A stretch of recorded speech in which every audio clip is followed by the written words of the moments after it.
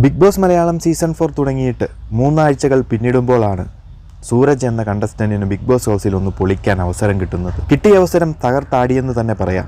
BBTV എന്ന ടാസ്കിലെ പെർഫോമൻസിലാണ് സൂരജ് ഒറ്റയ്ക്ക് തൻ്റെ ടീമിനെ നയിച്ചത് എന്നും പറയാം. സൂരജിൻ്റെ ടീമിൽ ഡേസി, അശ്വിൻ, ശാലിനി എന്നിവരൊക്കെ ഉണ്ടെങ്കിലും അവരൊക്കെ പെർഫോമൻസ് ചെയ്തു എന്നിരുന്നാലും ഒരു ഒറ്റയാൾ പ്രകടനമായിരുന്നു സൂരജിൻ്റേത് എന്ന് നമ്മൾ പ്രേക്ഷകർക്കെല്ലാം പറയാൻ സാധിക്കും. സുരേഷ് ഗോപിയുടെ നിങ്ങൾക്കുമാകാം കോടീശ്വരൻ എന്ന പരിപാടിയുമായി കണക്ട് ചെയ്ത് ബിഗ് ബോസ് ഹൗസിലെ സംഭവങ്ങൾ വളരെ രസകരമായി തന്നെ സൂരജ് അവതരിപ്പിച്ചു എന്ന് പറയാൻ സാധിക്കും. സുരേഷ് ഗോപിയുടെ ചെറിയ ചെറിയ ആക്ഷൻസ് ആണെങ്കിലും സംഭാഷണ രീതികളാണെങ്കിലും വളരെ ഗംഭീരമായി തന്നെ സൂരജ് ഇമിറ്റേറ്റ് ചെയ്തു എന്ന് വേണം നമ്മൾക്ക് പറയാൻ. ഇന്നലത്തെ ടാസ്കിൽ സൂരജിൻ്റെ ടീമും അത്യാവശ്യം നല്ല രീതിയിൽ തന്നെ പെർഫോമൻസ് ചെയ്തു. അതിൽ ഹൈലൈറ്റായി നിന്നത് അവസാനം നടന്ന കോടീശ്വരൻ മാതൃകയിൽ അവർ പ്രിപ്പയർ ചെയ്ത് അവതരിപ്പിച്ച ടാസ്ക് തന്നെയാണ്. അങ്ങനെ ഒരു സ്കിറ്റിൽ മറ്റുള്ള ടീമുകൾ അശ്വിൻ്റെ ഇന്നറിനെ കുറിച്ചും ലക്ഷ്മിപ്രിയ, ശാലിനി ഇവരുടെ വാക്കുതർക്കങ്ങളും ടോപ്പിക്കായി അവതരിപ്പിച്ചപ്പോൾ അതിൽ നിന്നൊക്കെ വേറിട്ട രീതിയിൽ സൂരജും ടീമും അവതരിപ്പിച്ചു എന്ന് പറയാം. വളരെ മനോഹരമായി സൂരജ് ഈ ഒരു സ്കിറ്റ് കൈകാര്യം ചെയ്തു എന്ന് വേണം പറയാൻ. നമ്മൾ ഓർക്കേണ്ടത് സൂരജിന് അവിടെ സപ്പോർട്ട് കൊടുക്കാൻ അധികം